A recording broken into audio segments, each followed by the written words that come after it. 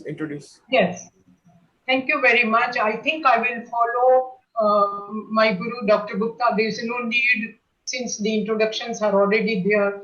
I would just request you to present your presentation that you have prepared, because I know that nobody is paying attention to the buzzer, and I think I would request you to pay attention to the buzzer.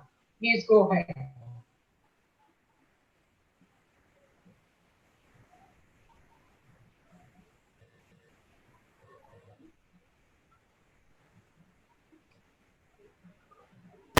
Good afternoon, everybody. Hope I'm audible. Can somebody confirm? Yes. Am I audible? Yes.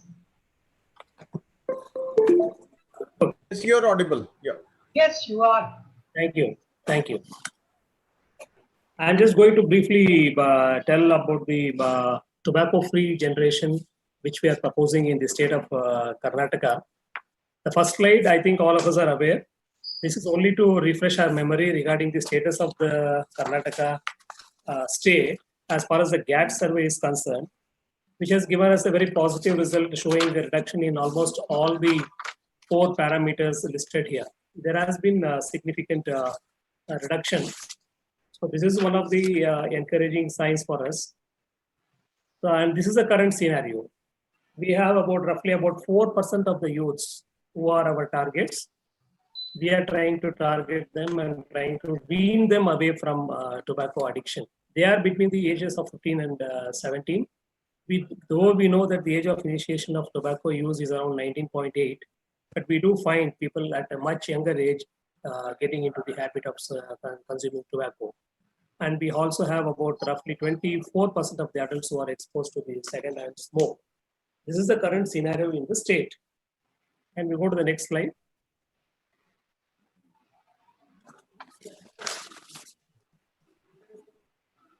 Can we go to the next slide, please?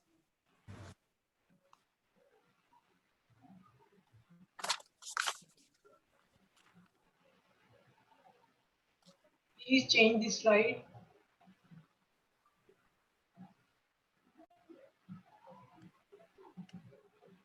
Yeah.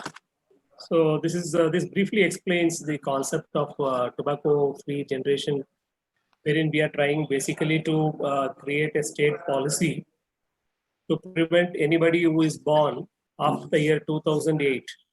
They will be reaching a particular age by 2025.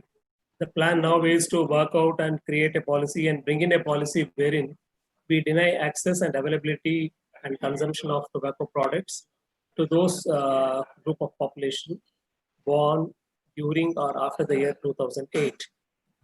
So we have started some groundwork regarding this tobacco-free generation issue in the state.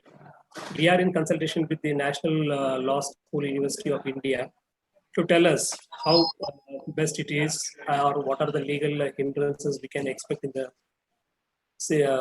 market when we go about announcing this policy. So the basic groundwork is already being done, and we're very shortly expecting the report from the legal experts, mainly represented by the National Law School University of India. Based on the report, we are planning to have a stakeholder meeting, engage all the stakeholders, and submit a draft copy of the tobacco-free generation. And that basically will set the things in motion. This was actually overdue, and we have been doing a lot of work, and we expect to finish this in the next year. By this end of this coming financial year, we will do. So this is the way we are planning to go about it. The mapping of the existing policies related to minors, I think IPH is helping us to some extent, as well as the National Law School University of India. So we basically map and then we identify the possible legal hurdles, again through National Law School. We are planning to have a state level consultation with all the tobacco control experts. As you know, Karnataka has many players like IPH, and Dr. Vishal Rao can help us definitely. Top it up with the support from the union. I think we have a good cocktail of support here in Karnataka. We also have the coalition for tobacco-free Karnataka in the state, which is quite active, and we are seeking their support also. We are revisiting the mapping report and the policy note, develop a roadmap for the tobacco-free generation, submit the policy note to the government, and hopefully make the political class to think over this policy, and then we are very hopeful of getting a positive response from the policy makers. And this should help us in declaring the tobacco-free generation in the state. Can we have the next slide? Yeah. So the basic things in tobacco-free generation, we are trying to raise the bar from 18 to 21. We have seen certain states who have amended the CODPA Act as per their state-specific needs.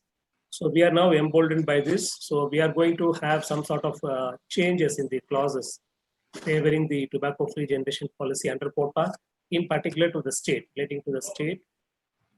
Mapping and one-to-one meeting with key departments and stakeholders. We have the Karnataka State Commission for Protection of Child Rights. We have a Committee on Women and Child Protection who have all been proactive. And we are trying to enlist the support of all the other stakeholders also, including the other government departments. Promote tobacco-free office, tobacco-free village concepts, and provide tobacco-free educational institutions under ATCP. Develop IEC material on tobacco-free generation. Whatever may be the relevant IEC, we are also in touch with the IEC wing to help us. Rose campaign has been going on a big scale in the state, and we have got approvals from NHM this year also to conduct Rose campaign in a much bigger way. So this is a sort of BCC which we expect us to help in framing the policy. Thank you. Thanks everybody. Thank you for inviting me, first of all, to be the resource person. And I also thank all the participants. I think this presentation is very, very useful. Very concrete steps have been presented, how to go about it, and it's very, very promising. And I think that, if we follow all these, and as he says that in 3 months, we are going to have something really very substantial in front of us. Thank you so much.